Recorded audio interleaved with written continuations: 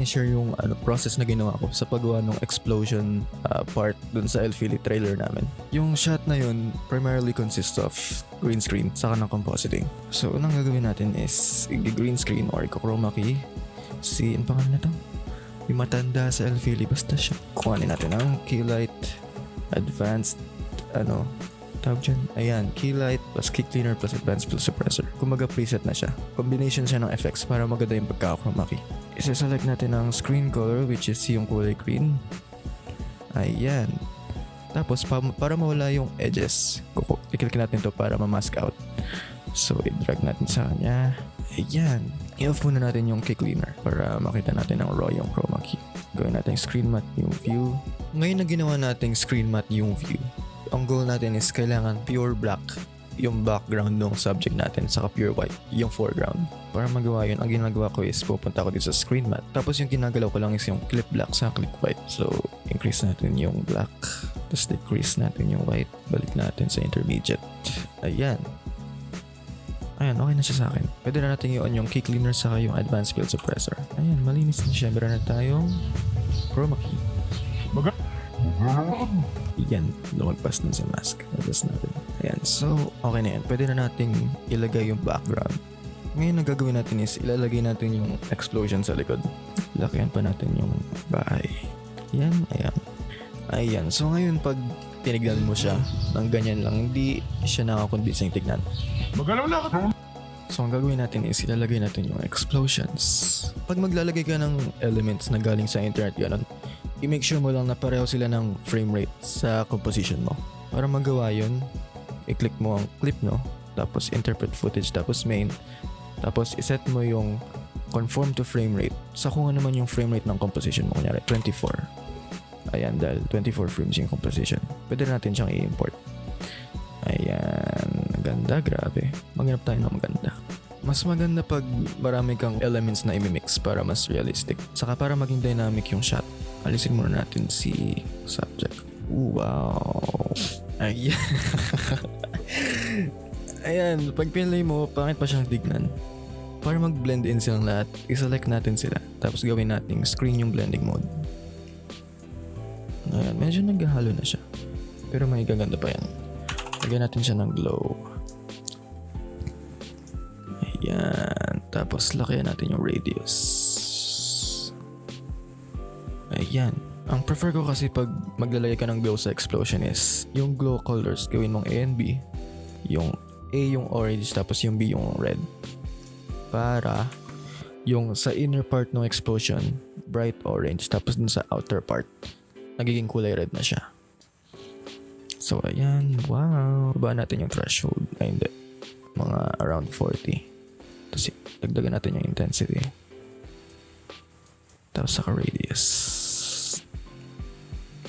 Ooh, wow. I-copy natin siya tapos i-paste natin siya dun sa mga ibang explosions. Ayan. Ang next naman natin pasabugin is yung dalawang bintana dito sa gilid. So maghanap tayo ng explosion na angkop dun. Ayun, pwede na yan.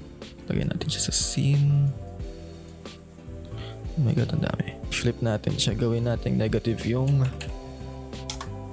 scale. Ayan. Para magmukhang lumalabas siya dun sa bintana, ma-mask out natin yung part na to.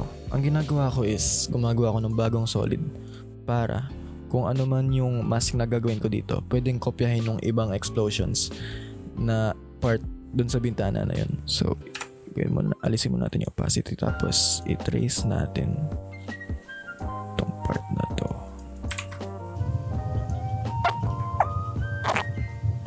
Balik natin yung opacity tapos gawin natin yung explosion na nasa bintana tapos yung tracking matte gawin natin alpha matte white solid para kung ano man yung alpha mask nung solid na yun kokopyahin yung explosion na yun para mukhang lumalabas sa bintana. Hindi siya masyadong kapanipaniwala kaya kopyahin natin yung glow effects sa ibang explosion. Ayan, wow, boom. Gawin natin screen. Wow. Dagdagan natin ng explosion. Insert natin dito. Ayan. Para makopya yung mask ng kaninang explosion, kopyahin natin yung white solid na ginawa natin kanina. Tapos ilagay natin sa taas ng bago nating explosion. Tapos yung same, i-click natin ng alpha matte white solid. Tapos ayan. Tapos kopyahin na din natin yung glow. Lagyan natin ng konting masking para kung kailan siya sumabog, saka lang lalabas yung apoy. So, lagyan natin ng ganyan. Ayan, tapos on natin yung mask path. Tapos i-animate natin yung path. Wow, lagyan natin ng feather. Ayan, pwede na natin lagyan yung kabilang side. So, maghanap ulit tayo ng explosion na maganda. Tapos i-flip ulit natin. At lagay dun sa bintana. Lagyan natin ng glow, tapos screen. And so, gumawa ulit tayo ng bagong solid. Kasi off yung opacity, tapos mask ulit natin yung bintana. Ayan, okay na siguro yan. Tapos balik natin yung opacity, tapos on natin yung explosion, tapos alpha matte. Katulad ng kanina. Ooh, wow. Pwede lang natin i-copy paste yung explosion kanina para ilagay dun sa kabilang side. Copy natin yung solid. Tapos ayan. Para lalo mag-pop yung explosion, pwede natin lagyan ng parang glow yung background. Para kunyari, affected yung lighting nandun sa explosion. Para gawin yun, gumawa tayo ng adjustment layer. Tapos, copy natin yung glow ng mga explosion, tapos lagay natin dito. Ayan, bakit ganyan? Okay lang yan. Dun sa glow operation, lagyan natin ng hard light. Ayan, adjust natin yung threshold. Ayan, mga ganyan. Tapos, copyin ulit natin yung white solid na ginawa natin. Tapos, select natin ang alpha matte. Ayan. Tapos, pwede natin lagyan ng masking para lalong gumanda pa. Yan. Tapos, ilagay natin sa ilalim ng mga explosions. Wow. Pwede mong galaw-galawin pa yung geometry ng adjustment layer para mas magmukhang realistic. Kunyari, pwedeng iba yung lighting nung nasa side ng mga pillars na yan. Kung anong tawag dyan. Ayan, gawin naman natin siya sa kabila. Pwede natin copyan yung adjustment layer. Tapos, ilagay natin doon sa part ng left window. Ayan. Tapos, copyan natin yung white solid. Tapos, yung mask. Boom. Dagdagan natin yung intensity para mas obvious. Pwede natin yung on lahat para tignan natin. Oh, wow. Yung kulang na lang siguro is yung malaking pagsabog dun sa gitna. So, ibalik natin sila. Ayan. Lagyan natin ng lighting effects dun sa loob para mas magmukhang realistic. Gagawa tayo ng bagong solid. Ayan. Tanggalin natin yung opacity, tapos lagyan natin ng mask around doon sa part ng pillars na yan. Ayan. Tapos lagyan natin ng intersecting circle para may pagka-feather around doon sa lighting. Tapos intersect. Tapos lagyan natin ng feather. Ayan. Kopyahin natin yung adjustment layer. Lagyan natin dun sa baba. Tapos, hide natin yung white solid. Tanggalin natin yung mask. Ayan. So, kung nakikita nyo man, parang merong lighting around doon sa pillar na nakadagdag ng realism doon sa explosion. Lagyan natin ng isa pa. So, bagong solid. Ayan. Lagyan natin sa gitna. Tapos, lagyan natin ng feather.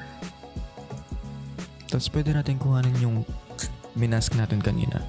Tapos i-paste dito. Tapos extend lang natin para matago yung outer part ng ring. Tapos subtract.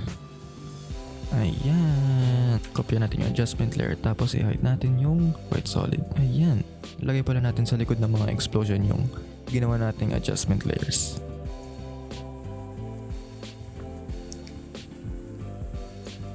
Ayan. Parang nagkaroon na siya ng lighting effect. Kasama nung pagsabog. Dagdagan natin yung intensity. Ayan. Bawasan pala natin yung threshold. Ayan, may pagsabog na tayo. Ngayon, ilagay natin sa harap yung ginawa nating tao kanina. Kasi pagpilay natin ngayon, kinakain siya nung apoy. Pagpilay natin ngayon, halatang tinapal lang siya. Para ma-fix yun, gagawa tayo ng maraming pre-comps. Ayan, select natin lahat ng explosion para sabay sila sa pagtalikod niya. Wow! So, iselect natin lahat ng explosions na ginawa natin. Tapos, i-pre-compose natin sila. I-click mo to para ma-enable yung mga blending modes nila na sinet natin kanina. Ayan. So, pag sinolo natin yan, kailangan yung explosions lang yung kita. Gagamitin natin to para ma-wrap around dun sa subject yung lighting para mas magmukhang realistic. Para magawa yun, i-duplicate natin siya. Tapos, i-duplicate din natin yung subject. Tapos ilalagay sa harap nung explosion lang doon sa pre-comp. Tapos ilalagay natin sa taas. Tapos itong clip ng subject natin, i-blur natin. Kuhanin natin yung Gaussian blur. Ayan. Tapos, itong duplicate ng composition ng puro explosions. Gawin nating inverted matte. I-blur pala natin lalo yung subject. Ayan. Tapos, i-duplicate ulit natin yung subject natin. Tapos ilagay ulit natin sa taas. Tapos itong dalawang layers na to, i-pre-compose natin. Tapos iset ulit natin yung tracking matte niya. So alpha matte nung pangatlo nating dinuplicate na clip ng subject. Ayan, may pagka light drop na tayong nangyayari. Balikan natin yung pre-comp. Tapos yung layer ng explosion, i-blur natin ng madami. Ayan. Ayan, may light drop na tayo. Tapos gawin nating screen. Gawin mo palang classic color dodge kasi mas maganda. Dagdagan natin yung blur na to. Oh, wow. Ayan. So, yan ang basics ng pagka-composite sa After Effects. Kung may plugins ka pa, pwede mong lagyan niya ng optical flare saka ng chromatic aberration saka ng pag-shake ng camera para mas lalong magmukhang realistic.